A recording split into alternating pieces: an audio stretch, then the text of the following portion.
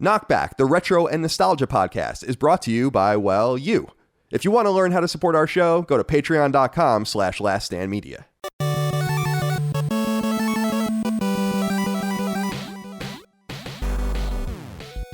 Greetings and salutations. Welcome back to KnockBack. My name is Colin Moriarty. I'm joined as always by my brother Dagan, by myself, Moriarty. Dagan, how are you today, my friend? Shut up when I'm talking to you. Oh, man. How much angst do you have? I'm right so now? angsty. I'm just ready to go. It's good because I'm so stymied by my allergies. I need a little angst to counterbalance the entire thing. You know. What's interesting is that you have a Smith shirt on right now, which is its own kind of angsty music. So, yes, it is. Yeah, I like angst personally. We'll get into the topic, of course, but this is our retro and nostalgia podcast. Welcome. Dagan and I are brothers, and we do this podcast each and every week. You can get it ad-free and early on Patreon. Patreon.com/laststandmedia. Of course, listen to it on podcast feeds. Watch it on YouTube if you prefer, etc., and so on. Submit your questions, comments, concerns, thoughts, and ideas to the show. Submit your topic ideas and vote on other topic ideas. This is one of those topic ideas that won our monthly election over on Patreon. And I was totally thrilled to see this for two reasons. I like this record, and also it's like so easy to do this out because I was there. You know, yes. It's like when you hear like old war stories. It's like, no, I was there. You know? You were on boots on the ground. I was boots on the ground, the exact target audience for this thing. But we'll get to that in a moment. What's going on with you? What's happening in your life? Anything to stretch your legs with today? No, that's really it. It's just my allergies. This kind of knockdown, drag out with the allergies has been. This used to be a typical thing for me in my 30s, and then largely in my 40s, I wasn't really dealing with it. Then as soon as spring started this year, it just hit me like a ton of bricks, man. I can't, like I'm just stuffed up. I'm like cold. I'm never cold. We went to an outing, like a picnic at Graydon School yesterday. It was overcast, but it was like 70 degrees. I'm there in a t-shirt. I was freezing, and it's just being like stymied by these allergies and losing my sense of taste. And it's just like, when is this going to stop? I have to. And what's kind of funny? Usually that's kind of met with the pollen covering the cars. The cars are all turning yellow and green from the pollen. You don't really see it. So I don't know. It's a little different look this year for the allergies, but I'm definitely feeling it, man. It's like just coming down on me like a safe falling on me from a building. It's just like, oh God. I'm sorry to hear that. Well, this will be a quick and easy episode, I think. And, one of that similar to the one we do anime and animated things where you kind of carry those. I can help definitely carry this and bring you to the end. This is a fun one. I think it's a fun one. Yeah.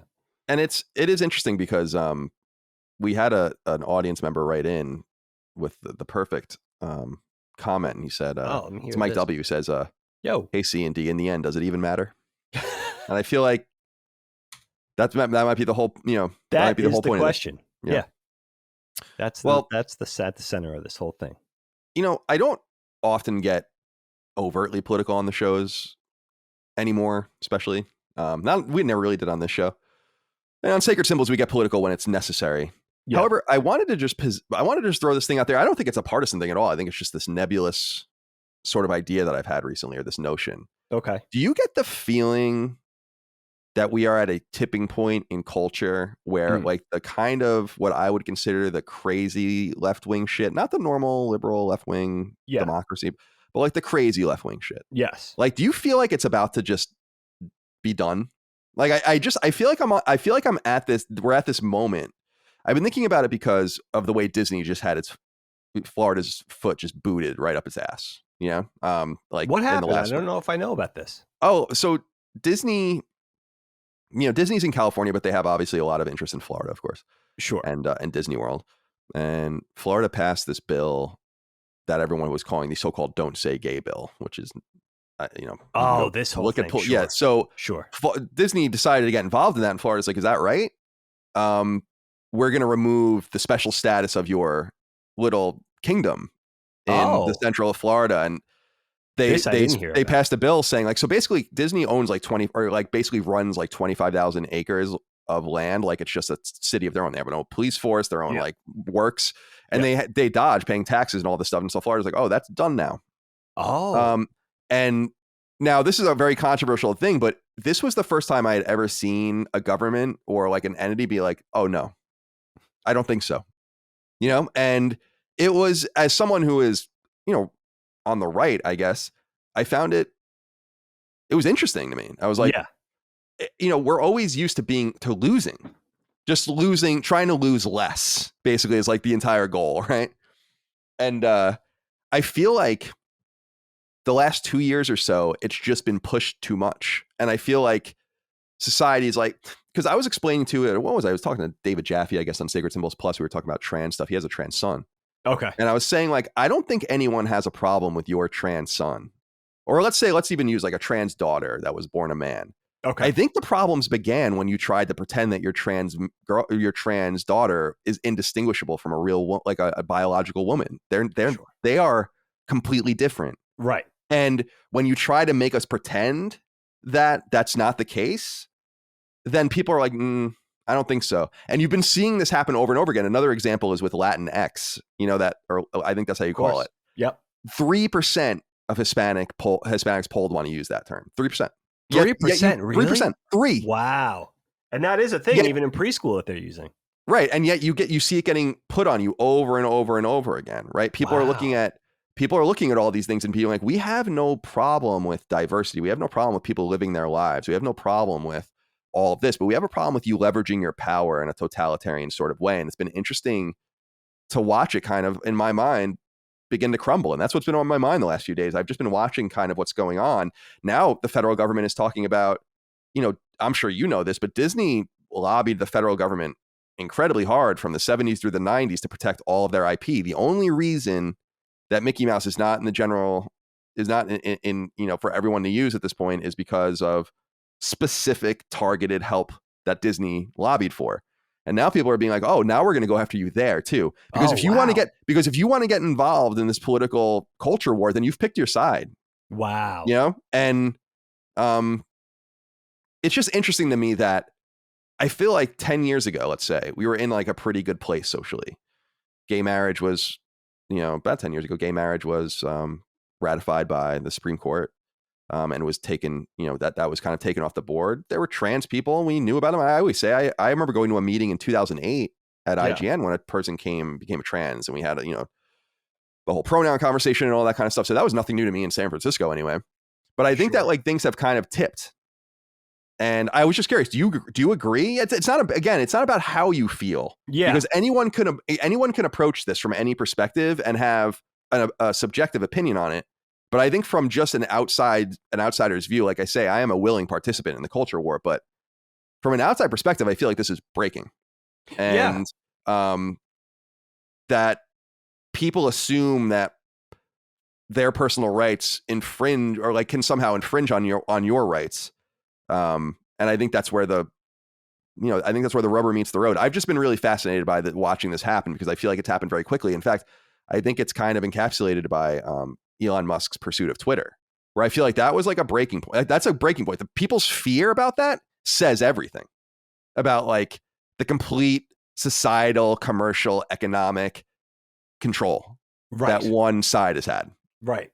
And they're going to finally they're getting busted up over it. And I don't know. Do you see that at all, or am I? I think it's true. I think largely, as a society, we feel a palpable sense of that. I think the dynamic is that there's a zero tolerance policy now with things that have swung too far to the sides. No matter what side that is, it becomes so exaggerated and almost cartoony that, and I think people, when that happens, it stretches so far to that one side or the other that it's going to snap back. And I think only having lived in that space, in that exaggerated space and experiencing it, then it becomes a thing of, all right, we want to go there anymore. We went there, we tried to deal with it. We went to the other side, we tried to deal with it. And it kind of when it goes too far out to the sides, I think what happens is reason is defied. It becomes unreasonable in a way where it becomes about maybe even individual agenda, right? instead of something that's for the collective good or something that's for society. So I think when it just snaps too far to the side, I think that's now on people's radar. But I think only having experienced that, those exaggerated sort of limits, those parameters, I think only having been there and experienced that, now it'll come back to a little bit more of a reasonable place, hopefully, and something that's beholden to the good of everybody. But I think, yeah, I think there is a palpable sense of just being fed up with that, with those kind of exaggerated, I don't know what you would call it, markers, all the way out to the ends, all the way out to the very edges of the acreage, if you will. Yeah. I think it does seem to be, no matter right or left, no matter which side you are, it just seems to, when it gets too far out there, it just gets to be too much. You know what I mean? And I think when it gets so far out there, those little tight pockets only benefit such a small percentage of the people that, yeah, you have to. And it's interesting too that powerful corporate entities that are kind of used to their power and their money and their influence are being called into question too, right or for wrong, where probably even a couple of 3 years ago, they probably wouldn't hold Disney maybe that responsible. But I think there's a sea change in just sentiment. And I think it defies politics too. I think it doesn't even matter what side you're on, which is interesting. I totally agree. Because I think that we saw that, well, the swinging pendulum we saw with the right versus the left, like the very people, and I say this on Sacred all the time, the very people who went after your video games 20 years ago or 30 years ago were not the same people that are going after your video games today. In fact, those people would probably say nothing about your games today. Jack Thompson, those kinds of people don't exist anymore. Now the people that are trying to, and this is the exact term I use all the time on Sacred, and people like the murderer is in the house, guys. Like I hate to tell you, the murderer is in the house. Yeah. It's not like, it's not Joe Lieberman. Right. Yeah. And so days? Like that's a huge change, and I've said this before, the more, in this case, the leftist pockets that kind of are going after games now, they do it with the same religious furor that the Christian right did. They have their own icons and their own prayers and slogans, their own holy people. They can't tell that they're themselves in the mirror. And I'm seeing this right now with the race to war in Eastern Europe, where it's like, whoa, dude, whoa, what is going on here? Like I'm vehemently anti anything with getting involved in this, and and the very people that were like, you motherfucking morons, were wrong about Iraq, and I'm like, yeah, totally. Oh, absolutely. Never again. And then like now, and I'm like, but didn't we all just agree that we didn't? What is going on? Yeah. And so I feel like things are kind of snapping back, and I think the pursuit of racial justice, the pursuit of economic justice, which is something I'm more focused on, if you want to even call it that, like class consciousness, if you want to use that Marxist term, I get it. But I think that certain things like punitive stuff has made it feel like it's retaliatory in some ways. And then I think the stuff a lot with trans stuff, it just hit reality, where it's just like the woman that's winning all of the races in the NCAA swimming meets was a man 2 years ago. Yeah. Now she's the best woman. That seems to be pretty fucked up in my mind, right? And so, and like we can't call women anymore. Now they're birthing people. Oh, wow. Yeah. Like, I haven't even heard that. I mean, go read all the stuff with not I was gonna say J.R.R. Tolkien, with J.K. Rowling. Like, the totally fake outrage about what she's saying. I just feel like there's a tension, and we always talk about our culture and we talk about the products and the media that come out of it. I got to say, that's kind of the undergirding of a lot of conversations right now in my mind. It's just this break. It's happening. Yeah. It's happening. I think it's happening. I really feel it. Like, I think people, like when people are like, trans women need, prostate health or something. It's like, what? I don't even know what you're talking about anymore. Like, why can't we just speak plainly and clearly and respect your differences, respect who you are? You have all the rights. You are born free. But let's stop with all the nonsense. That's like my whole thing. Keep it real. I was pretty good about 5 years ago, the way things were. Like, I think a lot of people were. I don't know what happened. And we've a lot. Dude, we've said it on the show. things felt a lot less racist when we were kids. I than they agree. do now. Yeah, I agree. There's more tension now. It's true, man. I think we're hitting the Wild West in terms of where things inevitably were going to go. And now we have to figure out, how to deal with it. But you really have to just adopt a common sense, live and let live, let people be who they want to be, and acceptance, of course. But, don't. That's all at the center of things. That should all be the core, the nucleus of the whole philosophy. But we have to give each other patience and time to learn Yes. how to deal with it and the nuances and the wording and all that kind of stuff, and just be patient with each other. And just, especially for those whose hearts are in the right place, right? Which you hope is everybody. But I think everybody kind of wants immediate answers when things are changing and we're kind of ebbing and flowing and trying to figure everything out and trying to figure out in society, in jobs, in schools with younger kids and all that kind of stuff. And let's just figure it out. You know what I mean? We may make mistakes along the way, but let's just go hand in hand into this thing together and just figure it out and let everybody be who they want to be, and just have an optimistic approach to it. Right. I agree. And optimism is good, but I also think I just try to treat everyone as individuals. Like, when did we start thinking it was cool to start blocking ourselves off from each other again? And thinking that was like your personality. Yeah. You being a man or you being white is not a personality. You being Hispanic isn't a personality. You being transgender is not a personality.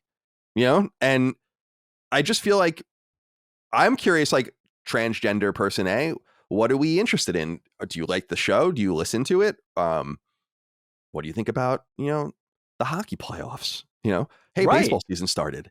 Sure. There's it's like, why do we, I just, my mind, especially, I'm so glad I live in a neighborhood like I do, which is just, and you'll see it's like very racially diverse. And yeah, that's nice. It's like, this is kind of what it's all about. Like, it doesn't come up. It's just the way we all live and we interact with each other as neighbors and friends. And right. I don't know, man. I just, the Roe versus Wade stuff again, too. It's just like, man, there seems to be a lot of social ruptures, a lot of misinterpreting about what's going on with that, too. I think willfully. But anyway, I wanted to bring that up because I feel it and I need to say it somewhere. And this is really the only venue I have to say anything like that anymore. I'll put a little warning in the text, though, so people can skip ahead. No, seriously, I will. I usually don't give them any timestamps for knockback, but I know some of you don't want political topics. I don't really feel like this is a political topic. I'm just more talking about the zeitgeist through political lenses. And it is a vibe that's in the air. Definitely, we went to a school event for the first time in 2 years because of COVID, like an outdoor picnic at my son's elementary school. And it is interesting to see, like, the faces change because we have an older kid and now there's kindergarten, first and second grade parents said that we're like, who are these people, And the townies that have been in the neighborhood for 10 plus years are like, who are all these new people, But you could see that there's a difference. And I think also just coming out and reemerging and being face to face in society again is also kind of a jarring thing too. And that's kind of adding a little bit to the dynamic, the current dynamic and the current vibe, because we haven't really spoken face to face unless they were good friends or family, that we would see, or neighbors, immediate neighbors. So yeah, there's definitely some sort of vibe, some sort of tide, rising tide in the air. There's some sort of change going on. I agree. And it's going to be interesting to see everybody sort of adopt to it. I concur. And just as an exit question, do you get this vibe that our generations, let's say people that are alive now, but like adult age people that have been alive, we've basically used up all of our goodwill, right? Like, as far as if we have another situation like the financial crisis or COVID, which was even worse, I don't know what happens after that. Like, I don't know that we have much more in us before it just decays. That's a good question. Certain generations are built of different stuff. The people that went through World War I and then into the Depression and then into World War II. Yeah. That's really, that's fucking insane. Holy cow. We're not made of that stuff. And I wonder if I hope against hope that things get better, because I don't think we have much more in the reserves before chaos just erupts. I really don't. That's interesting. So you think one more straw will break the camel's Oh my back? God, dude, if there's another thing like the pandemic, I don't know. Like, I have no fucking idea what happens at that point. Like, if there's another thing where they're like, oh, we're locking you away, and this thing clearly came from a lab, but we're never going to acknowledge it. And, and people are going to be like, no, I don't think so. Like that, like you did that once, we're not doing it again. But I feel like that's going to be in many different situations. And I just don't feel like many generations have also been challenged like ours have been in recent times. I agree. I agree with you. Yeah, that's an interesting question. Pretty dark time. I've always said I wanted to live in interesting times, and we do. Yeah, we really do. And are we coming out of it? Where is it going? We're kind of in a pivotal stage right now. We don't really know at the moment of this conversation, right? We don't really have a definite sense of which we're hopeful, we're optimistic, but COVID's still happening. You know, you just had your guest on that has long-term COVID, right? Right. Yeah, long COVID, right? Long COVID, which is interesting. And yeah, it's interesting. And I wonder too, like another thing that strikes me, and I think it's global, but certainly in the United States, is the sense of people's wealth. It seems like, I don't know. It seems like everybody's doing fairly well. You know, you can't fill so-called menial jobs. There's a job board on every fast food restaurant, every supermarket. They can't fill these spots. But then I feel like, how did that happen so quickly that everybody's been so prosperous through a relatively turbulent time with COVID, right? And then, you know, like my landscaping company had to raise my price 3 times this season already because they couldn't get decent help and the gas surcharges and all this kind of thing. So I do wonder how the financial dynamic would play into another straw that could break the camel's back, like another wave of having to hide inside from COVID, or I can't speak for the rest of the world, but in the United States, that's not going to go over well. Like it's just, I mean, that's your sense. It feels like a powder keg. It does. Like sometimes it really does. I don't think it's. We always think that certain things can't happen, and I just want for all the optimism, we also say it's like the pessimism is like anything can happen, and it's like the geopolitics, the different. That's why I'm like, we shouldn't be trying to make enemies or like prolong wars or. Sure. We need to be in problem solving mode 110%. Well said. Yeah, and I agree. Chris and I have a joke on Sacred Symbols, like take me to Pizza Hut, like the old crazy taxi thing. But we say like, take me to Raytheon, because like that's take me to Boeing, because it's like as you just fill these companies' coffers. And meanwhile, and that's some people say like I'm starting to sound like a communist almost in the way I talk about class, because I'm like, no, class is the thing. My eyes are wide open to this problem. Income inequality, the haves and the have-nots. The laptop class, the white collar class that didn't do fucking anything this entire pandemic compared to the people that broke their asses, and didn't get any reprieve or respite from it at all. Now they suffer from all of these different problems too, and that's I think the biggest thing. And I am in like the fuck the mega rich, fuck corporations kind of mode, totally. So I think that there's a lot of. For all of us, as I become more populist, I think that which I think I have, is I've embraced more like universal healthcare and all these weird things that I've just not really embraced in the past, but also have this like really deeply entrenched like social libertarianism in me and cultural libertarianism. Don't tell me what the fuck to do. Get out of my life. Get out of my bedroom. Right. Get out of my wallet. A lot of this stuff comes into conflict with each other. These are interesting times. Everyone should keep their eyes open. And as I said it on Sacred Symbols, I do the show for everyone. We do this show for everyone, but I always think of the blue collar people when we actually record them. Yeah. Just because I think about you stocking the shelves. I think about you driving the truck. I think about you shoveling the shit or planting the grass or doing whatever it is, farming or doing whatever it is. I know so many of you out there do those things, and the world that is described is not your world. So I feel you guys out there. And I think the more secure and the better I've done in my life, the more secure I've become in that I want to put the ladder down, not pull it up. Sure. Yeah, that's well said. And I think that's admirable, man. Yeah. Anyway, definitely. I'll give you guys timestamps. We'll get right into this now. Hybrid theory. Hybrid theory, Linkin Park's Hybrid Theory. This album came out right after my birthday in 2000. my 16th birthday. And this album was iconic. I mean, it is iconic, but this record, which is Linkin Park's first, is although they existed in other forms, and early Napster users will know we were always seeking out those old demos Nice. from their band Xeno, and then Hybrid Theory, which was what they were called before they were called Linkin Park. And this album speaks to me still to this day, because I think that I was there in the perfect place for it, which was 11th grade. Like, I don't know. I know people enjoyed it in elementary school. I know people enjoyed it that weren't even alive for it. And we're going to talk about that. And I know people enjoyed it that were older. But I don't know that Linkin Park's Hybrid Theory could have had a better target than Colin Moriarty, freshly 16. Yeah. And this album, like every song in this album reminds me of something or someone, somewhere, someplace, sometime. This album was on rotation everywhere in my life.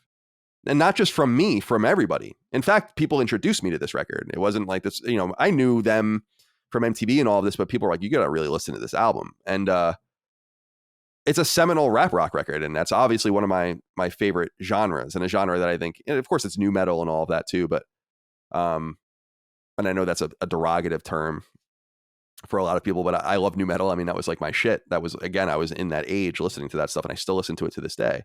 So over the last few days leading into this episode, I just listened to the album several times. I was playing Tiny Tina's Wonderlands, listening to it. I was working out, listening to it, and it's brisk. It's 37 minutes and change. Yeah, which is fine. Every song's pretty brisk. These are 3-minute bangers. I love this record. And before I even get into it, I want to read these two intros that I have from the audience. Of course, you guys wrote a bunch of stuff in for Hybrid Theory. Oh, cool. And Shane Sperry wrote into us and said, Moriarty men, hope all is well. This album instantly takes me back to my time in construction building cell phone tower sites. My foreman and I didn't agree on the same type of music, with one exception, Linkin Park's Hybrid Theory. We'd listen to it almost on a daily basis, and I can almost feel the hammer back in my hands when I listen to it now. Such a short album to listen to from start to finish, but every single song is a hit in my books. I think of my time with the crew working hard under the sun every time I play through it again. Wow. And Sutter Kane wrote in and said, this is a moment in my young life that I still remember so vividly. A friend handed me a CD on a summer night asking me if I've heard it. Never knowing anything about it and playing it for the first time that night, an amazing and transformative experience that comes from media only a handful of times, even less now where every song is a single. That night is burned into my memory and began my love of Linkin Park. So I feel these memories, but finally we have something from Leaf Lettuce that allows us to talk and explore. He says, I was 17 when I bought this CD from a media play near my house in southeastern Michigan, based solely on the album cover and overall vibe of the packaging. And as you can imagine, when I played it for the first time, my mind was blown. How did you come across this album? Was it recommended? Did you hear a single and then have to hear more? Or was it something like me, an impulse purchase because you felt it in the moment? So Dig, I want to throw it over to you. I'm not super pushy, at least I don't feel like I am, with my music. People know what I like, people and family, friends. But I never really try to be like, you got to listen to this record. You have to, especially since I've probably been in middle school.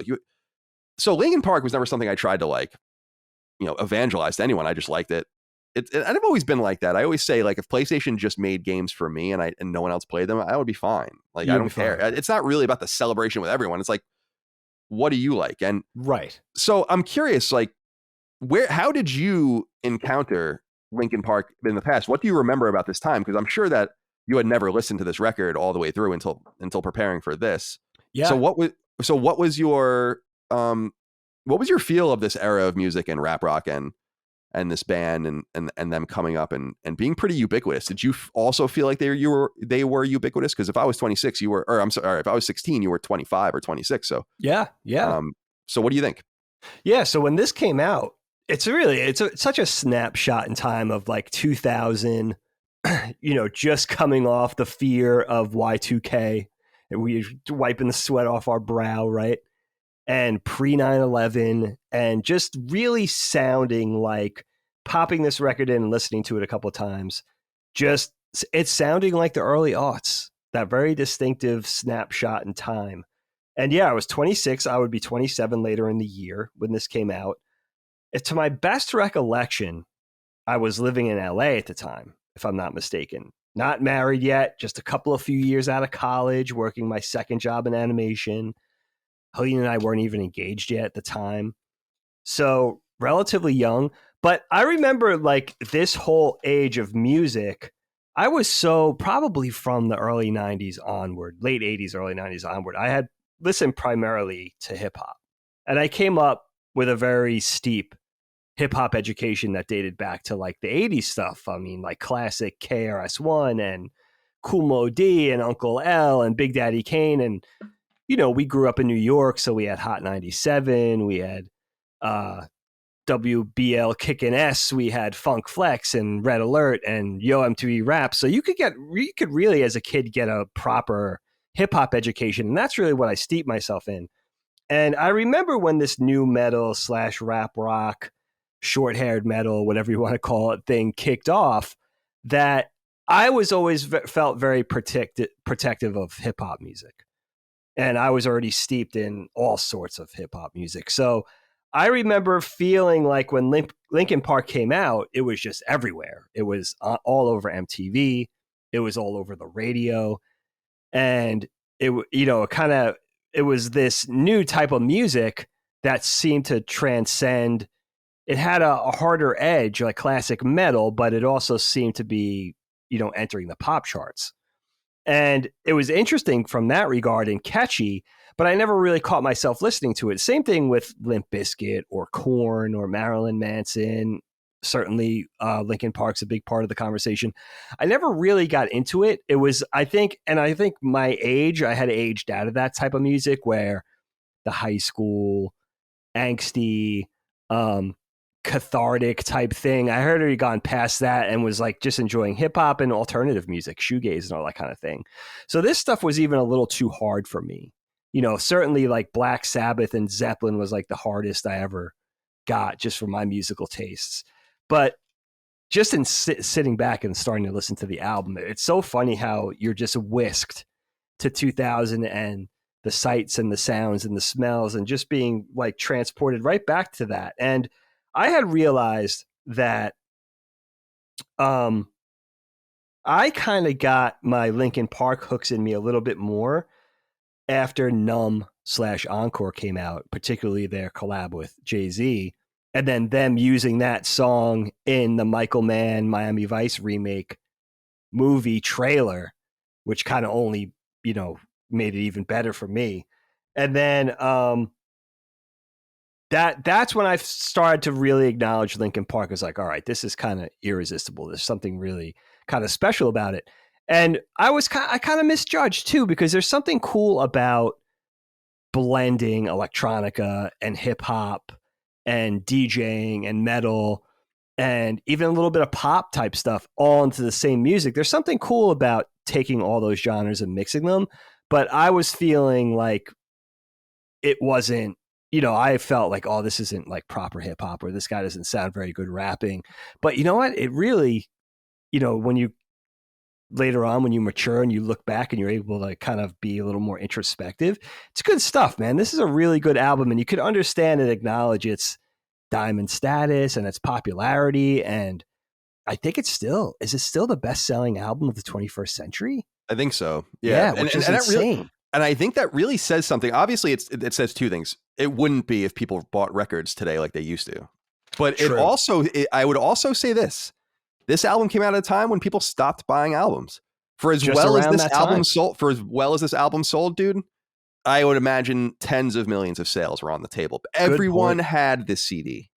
Burn, part of, you know, this was during the brief CD mixtape kind of thing where you burn your stuff. Sure. You know, and definitely. So I think that it goes both ways, where this album probably benefits because no one buys albums anymore, but also because, but it also balances out because I think fewer people bought it because no one buys albums anymore. So it did really well.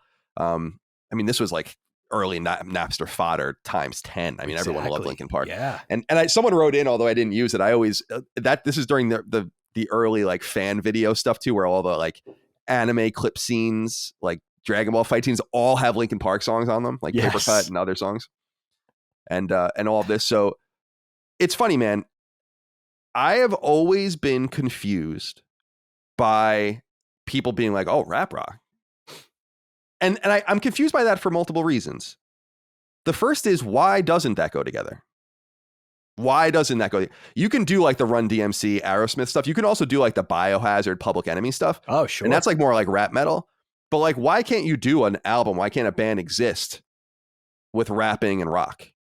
Just like the Police took reggae and rock and made some of the best shit ever with it. Go listen to some of those albums, right? And people will be like, why are maybe people at that time were like, why are these white guys playing reggae? Who does Stuart Copeland think he is with these beats, but it works. And we have, of course, we all know that rock itself comes from Black American music, right? So let's borrow from that infinite well of creativity again. Absolutely. And take rock, which comes from Black music, and unify it with modern Black music. It's full circle. Exactly. Yeah. That's exactly right. And it was always confounding to me that people were like, oh, this sucks. And I'm like, what are you talking? What? You can think that, but why? and then there are people too, like Dana always is like, oh, I hate rap rock and I hate 311 and all that stuff. And I'm like, Dana, what was Rage Against the Machine, which you loved? That's rap rock. What was the Chili Peppers that you listened to? Mother's Milk and Blood Sugar Sex Magic and all that. That's rap rock. Yeah. What I gotta give it to your mama. What I gotta. Yeah, no, that's just straight up rock and roll, right? That's not rap rock. Chili Peppers is a great example. And so it's like people have been very selective over time. I remember when Danny California, the Red Hot Chili Peppers song came out. That was probably 2005 or so. So that was like after rap rock was kind of dying, and people make fun of it, and they're like, "Oh, I love that song." And I'm like, "Oh, the rap rock song, Danny California." You mean that song? So what's funny though, Dig, is that while you felt protective about rap, it was rap rock that got me into rap. It was.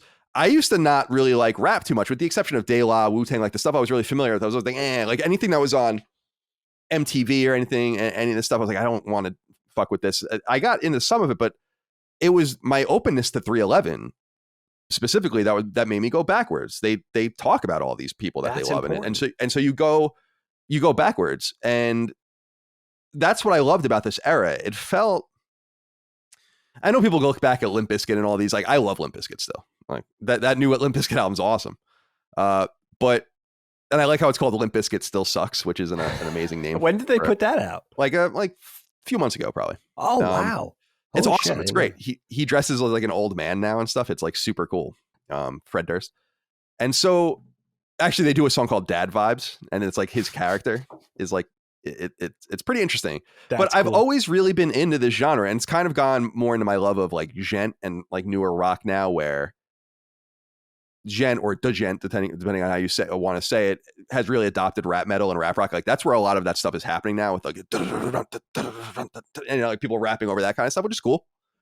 But I was always like, okay, you can have these sophisticated Dre beats and all these really wonderful beats off of keyboards and computers and programming. But what if a person played the beats? What if instead of the keys and the electronic music, it's a real guitar and bass, and you have turntables and you have keys, just like Linkin Park does? Yeah. But you embrace all of what these things can do. It never made any sense to me why people had their noses stuck up about this shit. And I think the reason is because aesthetically it doesn't hold up anymore, but I think musically it does. If you go watch Linkin Park, one step closer's video, it's like, what is this? Like what are you wearing? What are you doing? But when you just listen to the song, so I kind of feel like it's similar to glam metal and hair metal, where that shit rules, dude. What are you fucking kidding me? I've been listening to some of the like Scorpions and all this stuff recently. I think I sent you a Scorpion song recently. You did, yeah. And I'm like, this rules. It's just their visuals that didn't really hold up, but let's remove all of that. You know what I mean? Does. So, and that's why I've never really been protective, I would say, of 311, but it's just like when people just make fun of that band, I'm like, it's fine if you don't like it, but if you don't hear what it is about this that is attractive and certainly much more sophisticated than even Linkin Park, I would think, then I don't know about that. I don't know that you have super open-minded. And I think what's interesting is that genre helped break my mind open to just listening to just rap and hip hop and embracing and enjoying it for what it is. But there's no doubt that, and I'm so glad you saw where I was going, that the rap rock thing is full circle in the celebration of Black contributions to modern American music. I think maybe it's upsetting that there aren't more Black people involved in it, and that's fine. They probably look, a lot of Black people probably look at it as corny and whatever. That's fine. But it's us, like, I never looked at it as anyone trying to do anything disrespectful or whatever. And I don't think so. And I do think there are a lot of people like me that were broken open to the idea of rap through a more like suburban white delivery system. Yeah, I think that's well said. Yeah, for your generation, for sure, I think. And, Brandon Breland wrote in and said, "Hey, Colin and Dagan, after trying what seems like 1,000 times, I'm glad to see you finally tackle such an influential record. As someone who only recently delved into the Linkin Park back catalog in full and began to truly appreciate their music as a younger person, I wanted to ask what it was like in 2000 when this album dropped. How important was this album compared to other big albums in the genre? Thanks for everything you do." What's funny about this to me, Dagan, is that this album arrives right after Sound System, which is a lot of people consider 311's best record and seminal rap rock record. And then Limp Bizkit's Chocolate Starfish and the Hot Dog Flavored Water, which was their third record, came out the same time as this Linkin Park album. Did? Like same era. I think it was maybe a month later. Okay. And that was like a huge selling rap rock record. And then you had some stuff that was like popular that I honestly didn't like. Like I didn't like Crazy Town, for instance, and shit like that.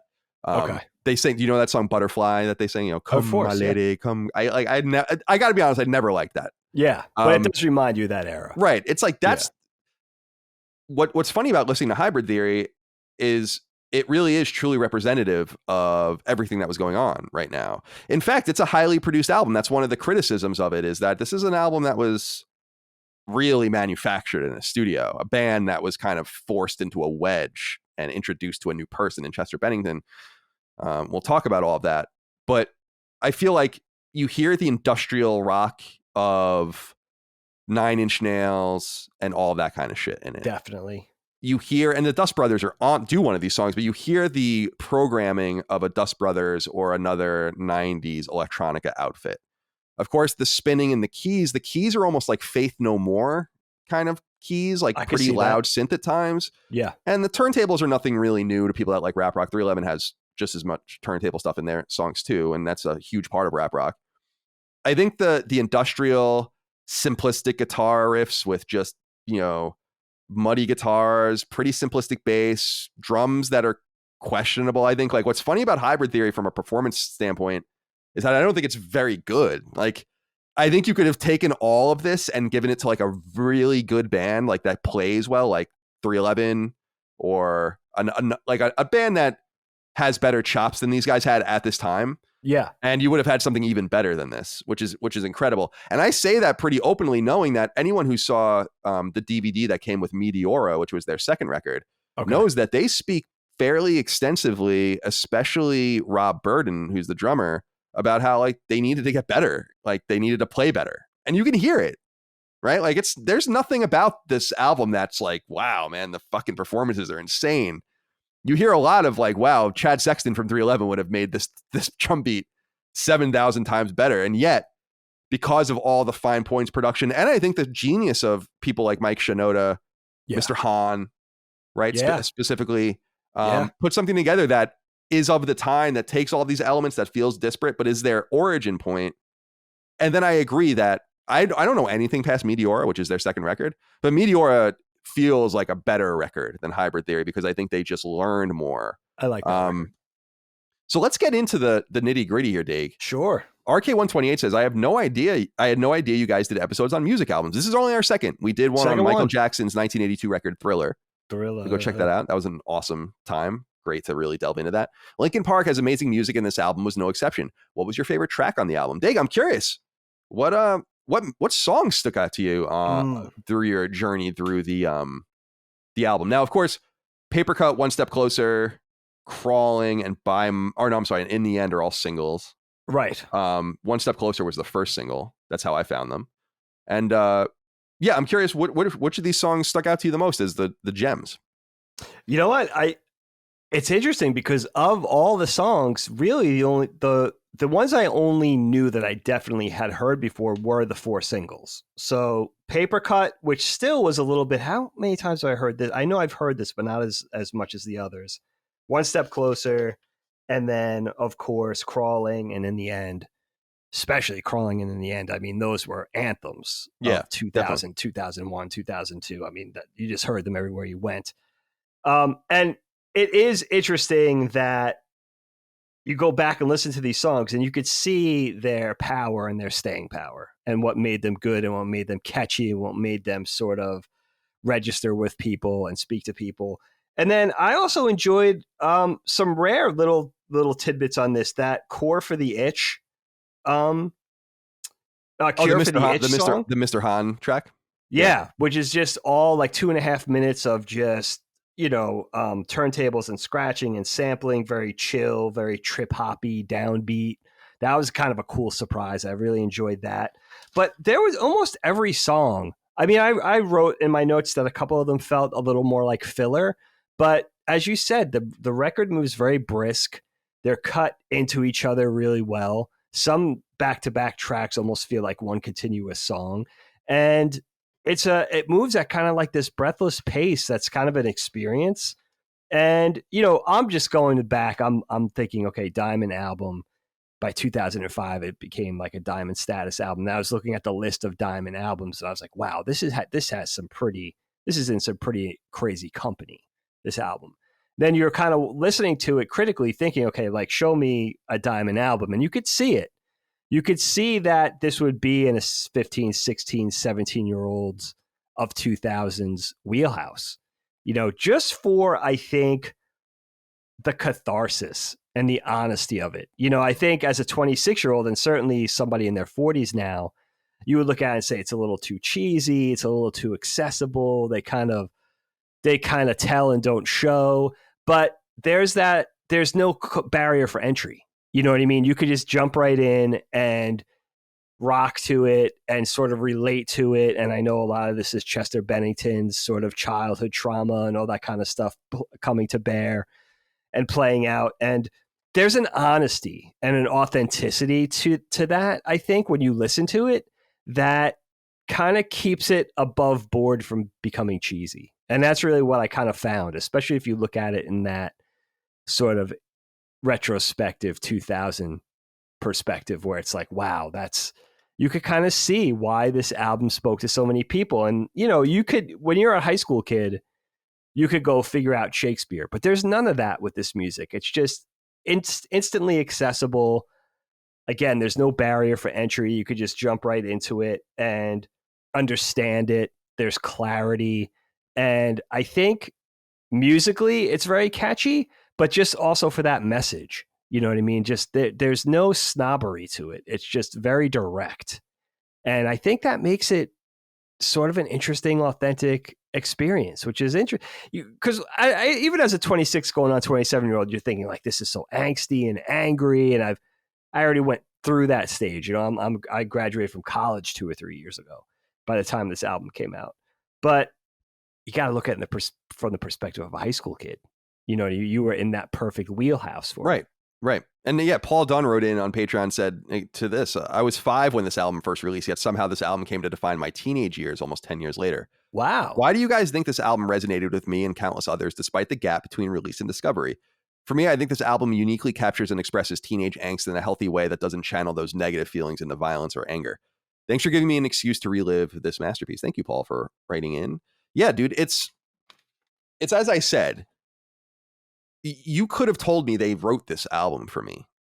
When I listen to certain songs like Points of Authority or Place for My Head and stuff like that, it's like I remember exactly what I thought those songs felt like they were about when I was a kid, like the situations that I was in and all of that, and they'll always remind me of that. Like I can never reinterpret One Step Closer. I can never reinterpret In the End or anything, because like when you're a kid, you're bringing in all this media and it feels like it's for you. I feel like that's why something like My So-Called Life on MTV resonated so much with Generation X, right? It's like, because it's you, dude. It's you.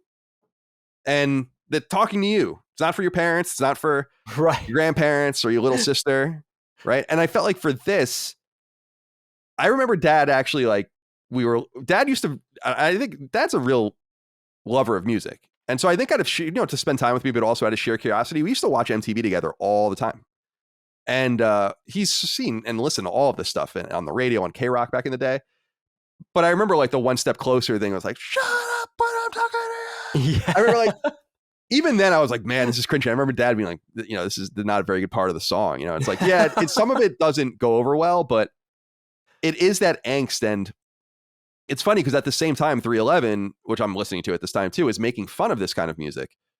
There's a song on an album the next year from Chaos called Hostile Apostle that's all about this shit and making fun of it. Cleverly making fun of it and talking about how like what is the point of all this anger and angst and anger, hostility and all this. It's a great song and thoughtful song, but I was feeling it, and it added a nice little balance because I had like my Korn, I had my Limp Bizkit, but then I had like Ben Folds 5 and Bare Naked Ladies, and then I had like the Beatles and Cream and all this kind of shit, and so it was just part of that stew, but it was a really influential part of that stew, particularly because every fucking person in my life was listening to it. So that was different than Cream. That was different than Vanilla Fudge. That was different than whatever random shit I was listening to. My friends weren't listening to The Cure. They weren't listening to, whatever weird shit that I found on Napster. They were listening to Linkin Park's Hybrid Theory. They were listening to it in the hockey locker room. They were listening to it on the ice during warmups. During practice, they were listening to it on the bus. They were listening to it in our, because this is also an important component, though I didn't drive. I did drive a little bit because I had a junior license, but right. My friends were all driving at this time. What album were we listening to when we were going to Taco Bell? What album were we listening to when we were going to the dunes to smoke weed? What album were we listening to when we were doing whatever? Hybrid Theory. Yep. This was and the background. So yeah, it's just soundtrack. So right. And so it's there, but to the question we had earlier, like some of my favorite tracks, I love Paper Cut. I think that is the best song. Now, I've said in the past that I'm just a sucker for first songs on albums. I don't know why. There's some energy that they put into these like producers because track listings are everything. Sure. And it's an art in and of itself. And there's something that syncs with Colin Moriarty about first tracks. So Paper Cut, I think, is a really awesome song, especially the end. When Chester comes back in, and it's just, there's a lot of great stuff in there. Points of Authority, love that song. That's a classic rap rock song. Like classic. Probably, if you ask me to list like 10 classic rap rock songs, like what would that would probably be one of them. That's a good one. Love the way. It's just like no guitar, ding, ding, ding, ding, ding, ding. It's just like it's just a very classic rap rock drive. And the interstitial, the Mike Shinoda's lyrics going in and then them going together. Love that song. And then A Place for My Head. I always love the lyrics of that song. Some of my favorite Linkin Park lyrics that I know about are in this song. Yeah, that's a good one too. I watch how the moon sits in the sky in the dark night, shining with the light from the sun, but the sun doesn't give the light to the moon, assuming the moon's going to owe it one. It makes me think of how you act to me. You do favors, then rapidly turn around and start asking me about things that you want back from me. That's great writing. I'm sorry. That's great writing. Whether you're a 16-year-old or like I am now 37, it's like, that's good shit. Yeah, it ages well. Yeah. That's an interesting one to place in my head. That I found that one had a sharper cadence to it. I liked it. It was a little snappier and a little less sort of dragged out and elongated. It was neat. And then the way that kind of blended with the next track, Forgotten, it was almost like one song, which is really interesting, the way they do that on this album. Definitely. A lot of the industrial feel of these songs, I think, connect them really well. Like I don't know if we'll ever do Meteora, maybe if you guys vote for it. Meteora feels different than this. It feels much more like a professional record, but it doesn't have that I don't know. There's something special about amateurism meeting high production value. Like I think the guy's name was Mike Blue that signed these guys at Warner. Right. And that no one else saw anything in these guys. So like he's not surrounded by idiots. Right, like these guys had their pick of the litter in the '90s of bands to pick from, and we saw all the random ass one album bands. Some of them I loved. So the fact that like these record execs didn't see anything with these guys, I think kind of does play out on this record. It's just so well made, so well written, getting the right collaborators, the right people in the booth, the right mixing and mastering. I would consider some pretty canny single picks. One Step Closer is no doubt a banger. I mean, that, you know, that that's like a famous rock riff, and the keys are really high in it, so they're really embracing that synth that you don't really hear a lot in nu metal. You heard it a little bit in like Orgy and a few other bands, but not, you know, Dead Z, I think, had some keys. Obviously Slipknot, but Slipknot, but nothing. Sure. You know, not until the Killers really did you hear a band that so blatantly embraced keyboards kind of come out of the post rock alt rock scene. So I think there's a lot of shit to love here. What do you think of now? I would say, well, Crawling is probably my least favorite song. I actually always avoid that song. Okay. I just don't like it. I think part of it is because it's only a Chester song. There's really no Mike Shinoda in that song at all. Yeah, true. That's a good point. And also it's just overplayed. I feel like out of all of the other songs, like One Step Closer wasn't really possible to overplay because it's, first of all, it's 2.5 minutes long. And second of all, it just bangs. So it just gets in and out of your life, and you can listen to it like every day on K-Rock on the way to work, and I don't think it would get tiring. But Crawling's a minute longer, and it's, I don't know. I'm not feeling that. What did any of these songs not resonate with you? You know what? I mean, really established, even before we get to Crawling, which is what, the 5th track, they kind of, they established that rhythm already of setting the stage, especially with Chester's singing, right? Like setting the stage with that seething calm that angers beneath the surface, but it's still held back. But then you know it's coming, and then that payoff, delivering that angry, explosive. You know what I mean? It's always kind of that same model of that build and then that release. And I think that's really brought to like its crescendo in a song like Crawling, where it's like that anger, it's stayed, and then it pops and then it explodes. And I like that sort of build. You know, it becomes, I mean, you learn from just over the course of this album that's kind of their thing. That's kind of the delivery system of the music. And I like the contrast, you know, of the kind of the slow, calm bits that then escalate. I think that's kind of the model, that back and forth. And you really only get that punch and that kick in the gut when Chester really bellows and he really shouts and screams and everything. It's always melodic because of that voice. But it's only really kind of delivered with that kind of pop because of the calm parts and not doing it the entire time. Like death metal or something, right? It's always the same. It's always the same tone. It's always the same attitude.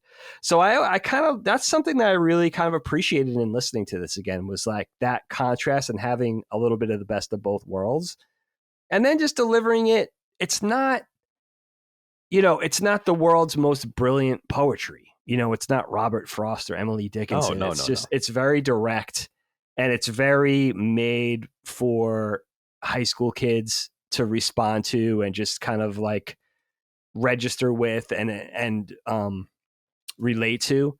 And again, I think that sort of just like no barrier to entry, like just being able to access, it's just fully accessible.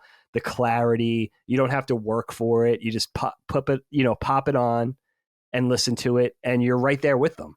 And I think that immediacy is something that I didn't really get when I was younger.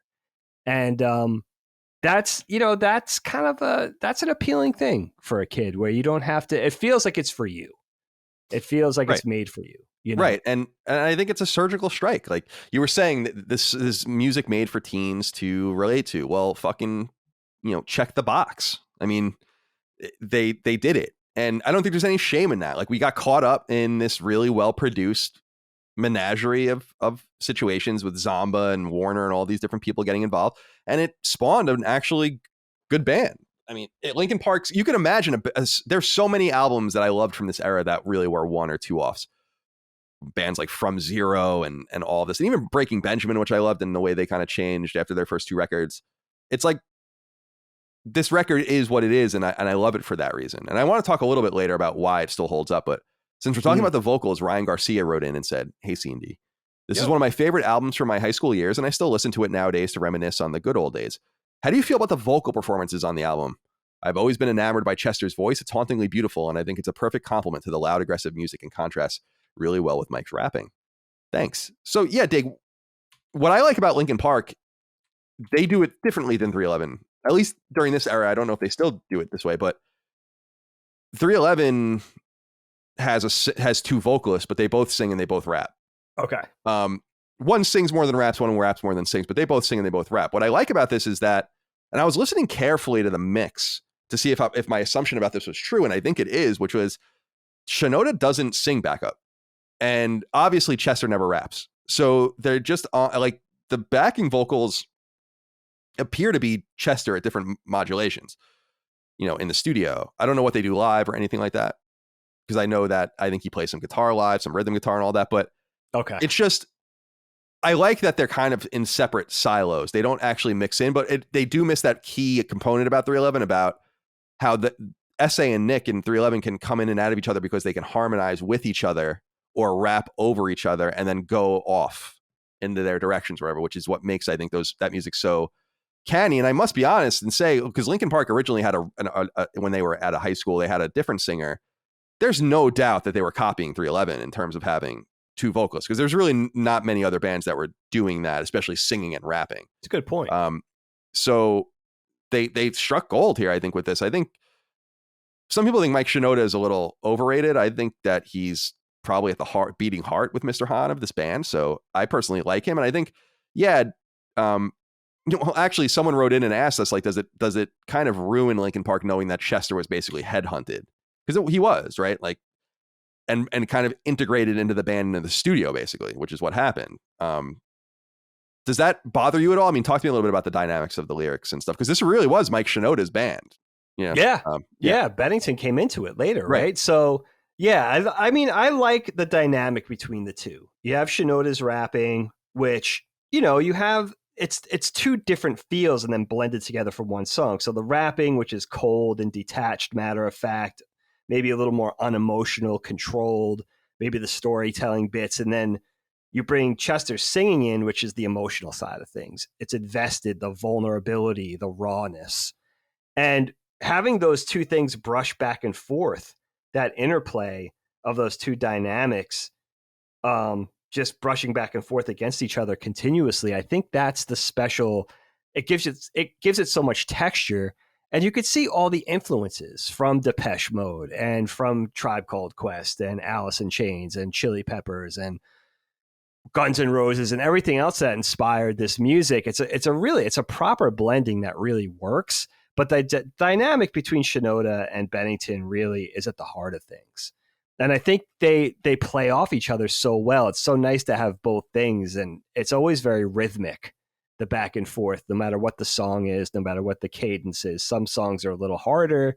Some songs don't go above like medium hard, but it's still that same dynamic at the heart of things, And I think, the vocals really, I remember being rough on Shinoda when I was younger and thinking he wasn't a great rapper. And a lot of the stuff he was saying was simplistic and it wasn't well written, but he does have a good voice. It's very consistent. And he is actually a decent rapper. And again, the accessibility of the lyrics, it's not like some kind of crazy cerebral freestyling or something. It's very, I don't want to say contrived, but it's very, it's modeled for clarity almost. And just to work against the vocals and to sort of set the stage for Bennington to come in. It's usually the calm before the storm, right? And I like that model, again, that back and forth, putting your foot on the gas and then letting off to go back a little bit, and then so on and so forth. The model of that back and forth is really what makes it for me in listening to this a few times. It's funny you say that, because I remember I have just such a vivid memory of Mom saying to me once, I don't know what I was listening to, but that she identified that one of the things I love about music is like the change in cadence, like hard to soft, hard to soft, hard to soft. And I love earning those moments. I love when songs begin and it's kind of just ethereal, and then it's just like, you might hear like two hits on the ride cymbal, and then it's just, I love that kind of stuff. Like, and then just go silent, or there's like good build up and a good release, releasing the steam, earning that pent up energy again, and then releasing it. It's an art. And I love that shit. I that's why I love all music, because I feel like you can cobble them all together. And even when I listen to some disco stuff, when I'm listening to like the Bee Gees or something, I'm like, man, this fucking bangs. You know, like there's something about this that's awesome too. And so I see a lot of the positive components here as well. And I think one of the positive components that I wanted to dive deeper into that might have been underrated at this point with Linkin Park, but certainly became a central point to Linkin Park later on is Mr. Hahn. Deep Dark Boys wrote in and said, "This is my favorite album of all time. Glad you guys are covering it. More so than the rap rock thing, I always felt that it was Mr. Hahn's unique taste on the turntable that made early Linkin Park feel so addictive and timeless. Why do you guys think that bands didn't try to copycat this approach?" Mr. Hahn is interesting because he's clearly like the musical talent in the band. And every band has that. For instance, 311's musical talent is their drummer, right? Like he writes a lot of their songs. And so everyone has like a conduit. When I was in my band Paper Champ, everything went through our guitarist Christian. He wrote everything, right? So that's just the way it goes. Sometimes people collaborate, but we a lot of bands don't have that. They get into a studio with these ideas that kind of their maestro has, and then they work through them. It's funny that Deep Dark says that why didn't other bands copycat this? Because they were copycatting other bands. I mean, if you listen to Incubus's Science record and Make Yourself, if you listen to obviously every 311 album, if you listen to other things, people were, I mean, the turntables on the first two Incubus albums are aggressive. I mean, I would argue way more aggressive than this. Go listen to songs like New Skin and Redefine and Certain Shade of Green. I mean, those have awesome turntables, and that's not rap rock. That's just, there's a little bit of rap rock in there, but Incubus really isn't that. But I was, when I was listening, digging, kind of, you know, taking some notes and just refamiliarizing myself with things again. Although I didn't really have to do much work because of how many goddamn times have I heard this album in my life. I was thinking about you with Mr. Hahn because I was wondering what you would think about what he brings. And if and it's funny that you said that the first song you brought up was his song Cure for the Itch. Yeah. So what do you think about kind of the extra digital layer over Linkin Park? Yeah, I think when you're kind of meshing hip hop and rap music and you're doing this rap rock thing, I think that's important for the production. So to have the scratching and the turntables and the sampling and the sort of underlayment of music and beats and everything like that to kind of add to that feel and that the musical quality of rap. And yeah, he brings that chill and also the layered of music underneath, because I think the vocals and the rapping, Shinoda and Bennington, I think they could sort of run away with things.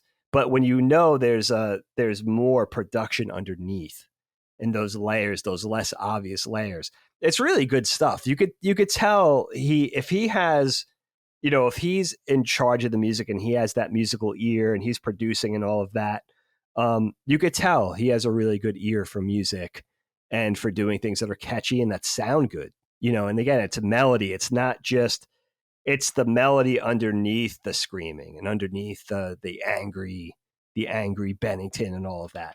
And it smooths it out. You know what I mean? I think you need that underneath. And yeah, I really enjoyed that. And you notice it in a lot of tracks. Yeah, With You is a great song with electronic style, although that is the Dust Brothers kind of co-writing that song. I love Paper Cut partially because of Mr. Hahn, with just the I'm sure you heard it, but like I love that it's like the ding, that's like the chord, but Right. like yeah, behind it he's just doing the entire time on a keyboard. It's like dun, dun, dun, dun, dun, dun, dun, dun, dun. And it like putting those two things together is very simple, but you could hear that song in the studio probably not having that, and it literally just being like the Yeah. But just putting like those little keys behind it gives it so much texture. And when I was listening to it with that ear, I was hearing it over and over again, that there's a lot to the, like, it's hard to tell in some songs, like if the drums are even real and things like that. I would love to know more. And I'm sure it's out there about the production that went through him and went through the producers or whatever, because the next thing I want to kind of touch back on is from Yeezy ASMR, who says, Brothers Moriarty, first time writing in a knockback. Although Meteora is better, in my opinion. You cannot deny that Hybrid Theory is certainly one of the most influential albums of all time. I ask one question. What did you guys think of the instrumentals for each song, and which one was your favorite? I personally have to go with A Place for My Head. The guitar in the first 20 seconds instantly grew on me. I know many people would rightfully speak about the vocals of Mike and the late Chester, so I wanted to shine more light on the other members as well. in this conversation, hoping Meteora gets its own episode of Knockback. Maybe one day. Thank you for writing in. My favorite Linkin Park song is "Don't Stay," which is track 2 on Meteora. So no hate for that record, but yeah, it's as I said earlier. I don't feel like there's an incredible amount of pent up musical talent here. It's no offense to them. I just don't think that anyone looks at Linkin Park and says like these guys fucking shred. And I definitely don't think that was true at this time. I think Dave Farrell on bass, Brad Delson, famous guitarist, they're good. And I think they get better. I think Meteora is a more sophisticated, situation for them. But I don't know. I must say from my perspective that it was never the musicianship that blew me away with Linkin Park. And I think especially the drums on Hybrid Theory are pretty weak. Like I always remembered seeing Rob Warden say that during the Meteora sessions and being like, yes, I guess I was right about that feeling that it just didn't feel like he really played very well. Like when you listen, there are just certain albums where it's like, holy mother of God, the drums are so good. Go listen to Green Day's Dookie, No Doubt's Tragic Kingdom, 311's Sound System, like all of these, it's like masterclass of drumming.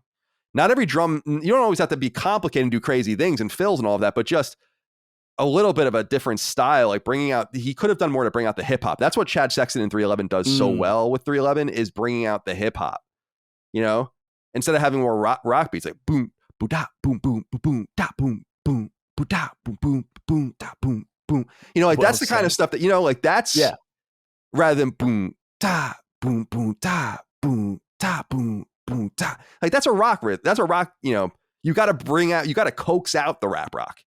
And that starts with the rhythm. Right. Right. That's why, Red Hot Chili Peppers with, Flea's slap bass, it's iconic because it coaxed it out. Boom, boom, ding, boom, boom, boom, boom, boom, boom. And you got that funk. That's going. A great point. So I just feel like they lack that. And it's because they're amateurs at this point. It's no offense to them. This album is iconic. But I think that the producers and the decision makers earned a lot of that as well. And Linkin Park taking it and moving with it is awesome. Also, they're great live. I've never seen them. But you can watch them play all of this from this from this tour when it's just this album. So they play basically everything. And because when I used to go see bands where they have one album and you basically hear the whole album. And you can't hide those B-side kind of squeakers that got through or songs you don't really like. I'm always fascinated with bands, again, bringing up 311, that have hundreds of songs and you just don't hear them play some songs. And you're like, why don't you like that song? You clearly don't like it. Like there's a 311 song called You Get Worked that they just never play. And it's like, you clearly don't like that song. But they didn't have an opportunity when you have one or two albums to really hide like that. Right. And so I encourage people nonetheless to go watch some of that stuff on YouTube. And I have. I mean, I go watch it once in a while. Just they sound great. It's just it's hard, thrashy, good shit. It's just not very sophisticated. Okay. But I don't know. It translates well to live performance. That's interesting to know. Oh, sure. I mean, yeah. Like what's dude? What's a great live band? Bloodhound Gang. Like those guys fucking rock. But they're horrible. It's just because they're playing like one or two chords. Talk about rap rock band. I don't think we'll ever get to the 1999 seminal rap rock album, Hooray for Boobies. But we might. You never know. I love that. That was another album that was iconic for people my age because of that was around the same time. Yeah, it's hysterical. Yeah, like you and me, baby, ain't nothing around. I loved those guys. Those guys were great. All right. We touched on this a little bit earlier, but I wanted to pick your brain further about this. James Olmstead wrote in and said, "Hey, Super Moriarty Bros. Hybrid Theory was an album that I really didn't like at first. Their clear musical influences came across like straight up copying at times, albeit with less edginess. Korn was a band I liked a lot at this time, and there were too many moments to count in this album that were very motivated by that scene. But now that I am 37, I am starting to dislike a lot of that era in metal. It can be a little cringy, yet I, for some reason, have come around to this band, and particularly this album, and recognize its brilliance. And to be honest, it holds up better than most new metal records it was trying to invoke." So I'm glad you wrote in, James, because my best friend Ramon's a professional touring musician. I respect his musical tastes and his musical prowess completely. Sure. He's the most talented musician I've ever met. he and I come from this same space of like new metal, and he hates it. Like he's like, I can't. I remember sending him in the new Limp Bizkit, and he's like, dude, I got like 10 seconds into that song. I just can't. I can't. Like and I make fun of him because I'm like, I feel like you've become snooty. I don't know what happened to you. Like, why don't you? We used to love this shit. You know, Right, we went and saw Korn live. We went and did all the, like, and now you just don't want anything to do with it anymore. That's weird. I've always said that about Creed and other bands too, where I was like, I fucking love those first 3 Creed records, man. I don't care what you say. I'm not going to stop loving Creed's first 3 records because it's not cool anymore. I loved them. I like your honesty. And but the thing is, like, everyone did. It's like people just forgot. It's like, oh yeah, no, everyone hates Limp Bizkit. Significant Other sold 15 million copies, but everyone hated Limp Bizkit. Wow. You know? Okay, holy shit, sure thing. So I think I've had this kind of tension with my own best friend in this idea of like, it's just too cool for school kind of stuff, or maybe people's taste really change. But I agree that some of this stuff doesn't hold up very well. I go back. I've actually been listening to a little bit of Korn recently for the first time in a while, and I'm like, this shit's still pretty good. And I go and listen to that first Breaking Benjamin album, Saturate, or I go listen to From Zero's only record, or that first record they have too, and others. I'm like, these are still good new metal records. But then there are some things I listen to, like I go and listen at Disturbed, or not Seven Dust. I can't think of a Godsmack and these other bands, and I'm like, these guys suck. You know, like I don't know, like why I was into this shit. So I do think that some of it sticks around, some of it doesn't, and some of these bands stick around, some of them don't. I mean, Linkin Park would still exist today if not for Chester's death, which we'll talk about, of course. But Korn does still exist today. They're still playing, so they obviously someone's listening to it. Why do you think this album might hold up better and might actually be, out of all the new metal kind of stuff, let's say from early 90s to early aughts, might be the most iconic of those albums? I wanted to ask you this through this lens, and I'm glad I remembered, which is, would you show your kids this record, and do you think they would like it? Because that was like, Lilia is kind of the age where it's like this, when this came out, it was kind of for her. Yeah. Yeah. But I just feel like it's maybe not going to, I feel like it would be a miss, for them. Yeah, she's 15. Lilia likes emotional music. She doesn't really like angry music. And she tends to go a little bit more towards female vocalists, though not exclusively. So that would be interesting. I could see Graydon being a little more drawn to it, but Graydon's a little younger at 11. So yeah, and it is funny to see which of those bands from around the late 90s, early aughts, which ones are going to withstand the test of time, and which ones' quality is going to kind of make them pull away from the others. And, it's the interesting part of that conversation is you could only do that after a certain amount of time has elapsed. In this case, a couple of decades. And it's also interesting that a band like Korn or Linkin Park, how meteoric they were, like how big they got, how fast and how important they became. And I guess even a band like Korn, how I guess the same with Linkin Park, or just really how influential they were to music, not just music fans, which is interesting. But I think with Linkin Park specifically, I think really it's that authenticity and that genuine nature of just the honesty of the music. A lot of it being obviously Chester Bennington's, his troubles, that started when he was a kid, parents' divorce, sexually abused, substance abuse problems from when he was a kid on, all that kind of thing. So there's a real pain and a real like attempt at catharsis with the music and a real honesty with the music that again, like, could read as corny unless you really know, and now years later, when you really sit and listen to the album, you really just know what it was about, the way they modeled it, the way they made it accessible, and that level of clarity. And I think that really makes the music, I think that makes it walk, and I think that makes it talk the talk. And I think it is interesting to go back and look at it with a different pair of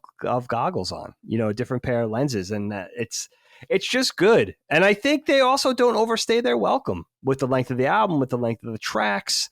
There's a variety.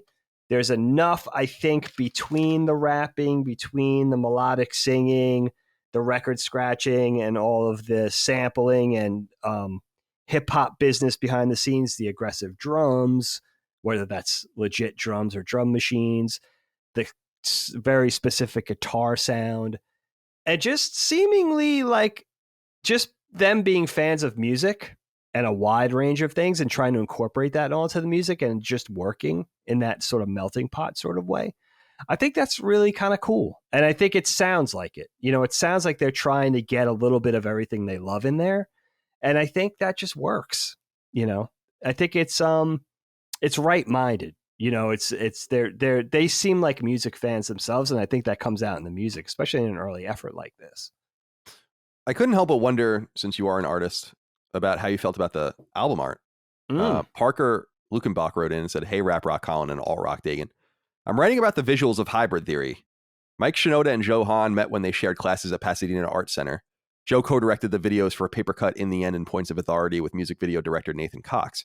While Mike did the album art design, his design was inspired by forms of street art and early work from Banksy. The soldier mascot was clearly inspired by Gundam, which was pushed further on the Reanimation remix album."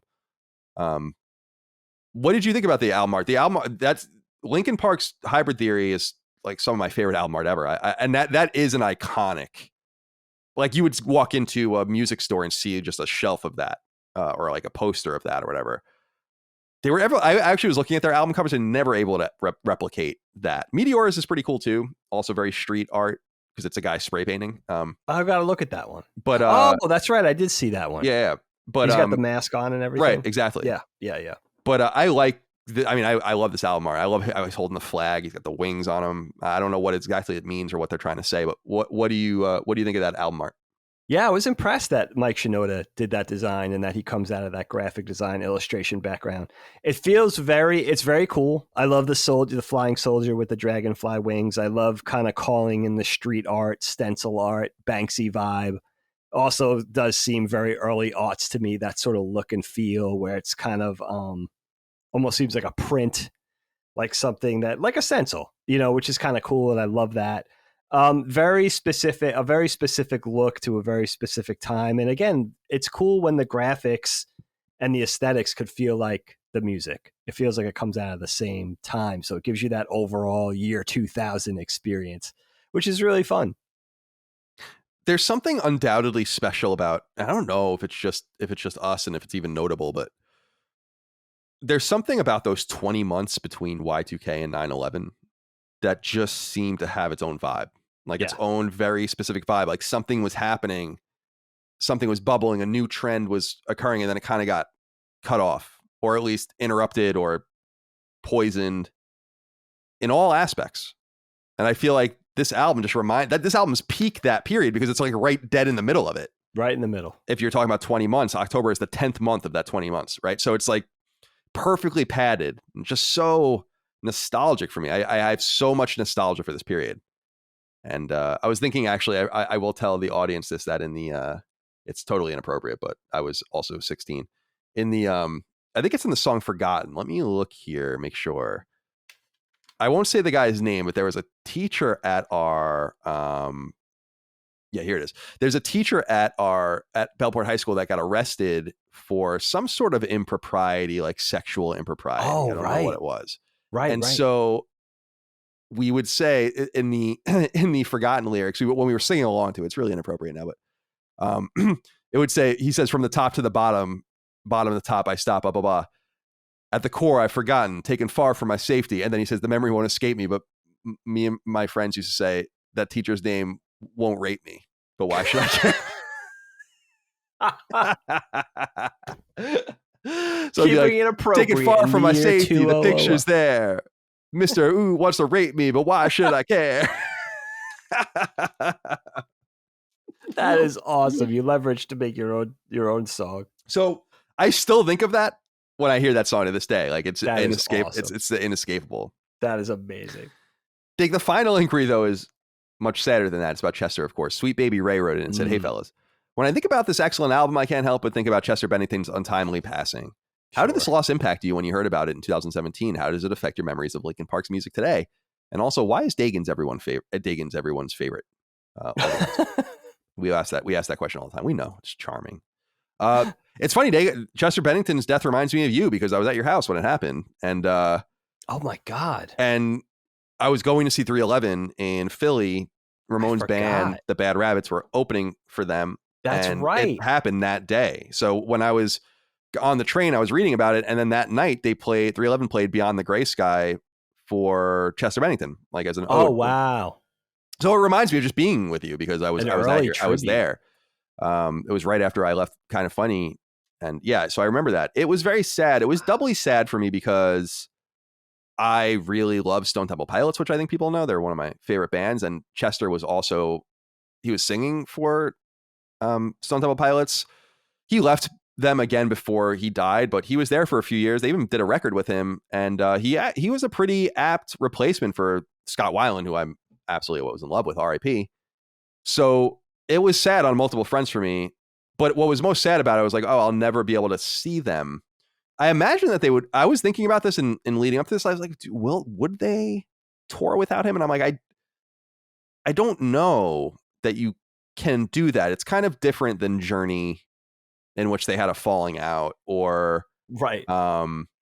it's different than but it's not. It's kind of more like Alice in Chains, where like Lane Staley dies and then they just play without him.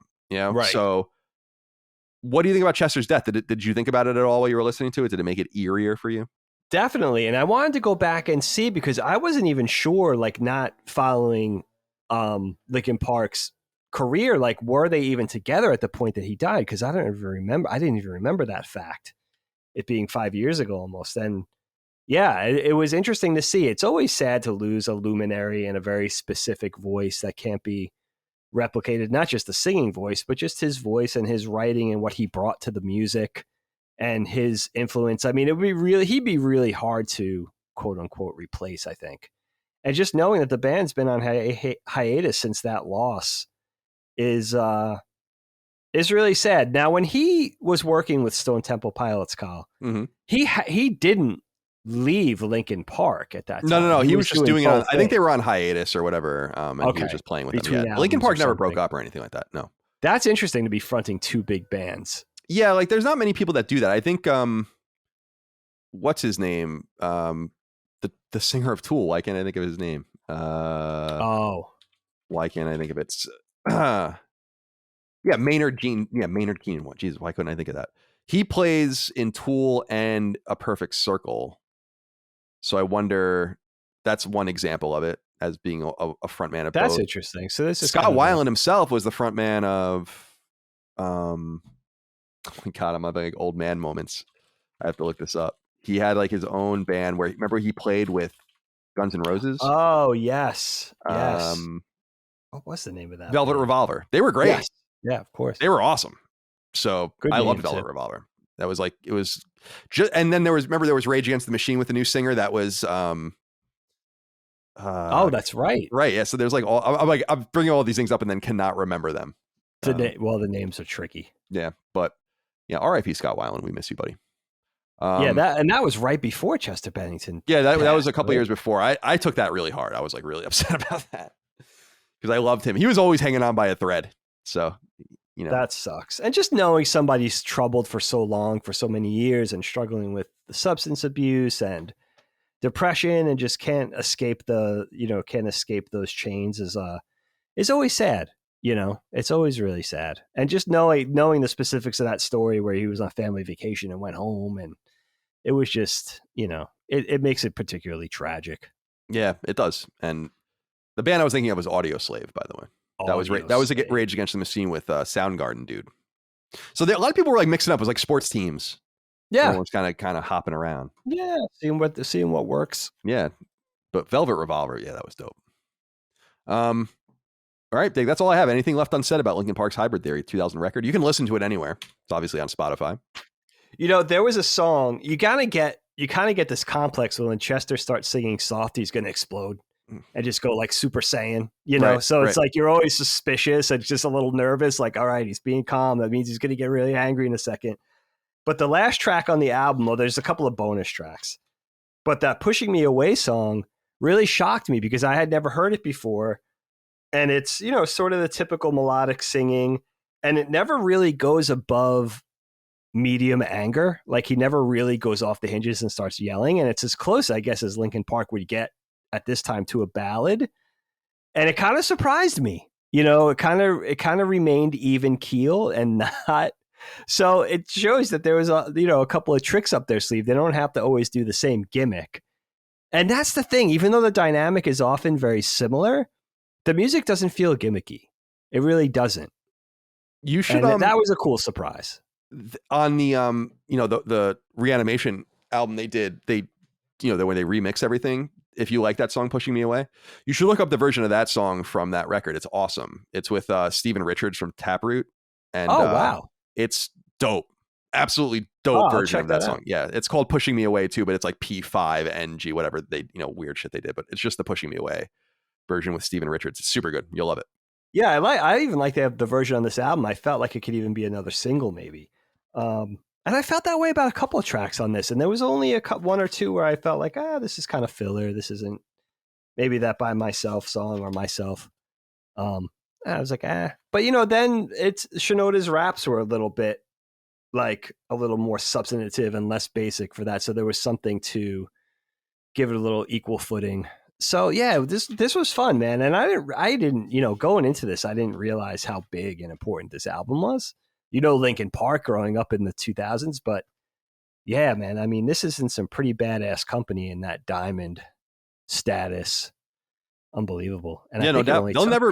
Albums really just won't sell like that anymore. It's just not possible. That's true. The metrics are just different now. Now it's about YouTube watches and plays and absolutely all the rest. And to be kicking off a music career of this importance, this kind of popularity in the height of like Britney Spears and Christina Aguilera and NSYNC and the boy band era, like they were really bringing it something new. And I guess a lot of kids your age felt like it was something refreshing and something for them that was a little less bubblegum pop. It's a lot less bubblegum pop. And I think that's an important thing to say because, we're talking about something 20, 21 years ago, which is just like unbelievable. Makes me feel old. Yeah, me too. I mean, trust me, I know. Well, that was fun. Thank you guys for voting for it. And we'll continue to do music as it makes sense. We also love music. We'll try to integrate that more. Glad you enjoyed these. It's fun, man. Yeah, these particular conversations. Yeah, that was fun. It's good to go back to listen to Hybrid Theory, a brisk 37-minute long album.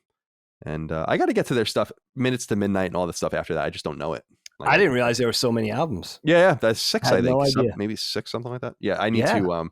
I know one song off of Living Things that's pretty good, but and that Living Things album art looks like Kojima art. It looks like. Oh, I had to look at that. Yeah, it looks like a Metal Gear Solid boss or something. But Dave, let's end this episode as we do each episode with a dad joke. Okay, Kyle. I gave up my seat on the bus to a blind person. And that's how I lost my bus driver job. It's all right. It's fine. Sorry, blind people. It's not very nice. I know. We might have some blind audience listening to this now because we're talking about something they don't have to necessarily see, and you're insulting them. My apologies. Way to go.